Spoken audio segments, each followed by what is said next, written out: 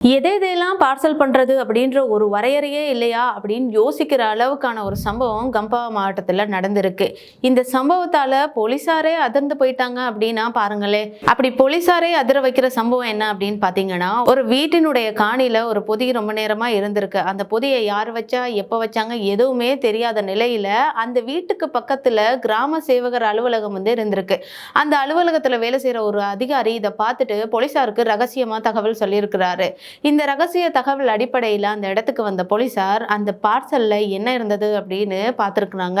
அப்படி பார்த்த போலீசாருக்கு ரொம்ப அதிர்ச்சியா இருந்திருக்கு. என்ன அப்படின்னா, 4 மனிதர்களுடைய மண்டையோடும் சில எலும்பு துண்டுகளும் அதுல பார்சல் பண்ணி அந்த இடத்துல வைக்கப்பட்டிருக்கு. என்னடா இது, யாருமே இல்லாத காணியில இப்படி ஒரு பார்சல் இருக்கேன்னு அவங்க யோசிச்சு விசாரணையை நடத்தும் போது அந்த காணி கொஞ்ச நாளைக்கு முன்னாடி ஒரு மருத்துவருக்கு விற்கப்பட்டிருக்கு.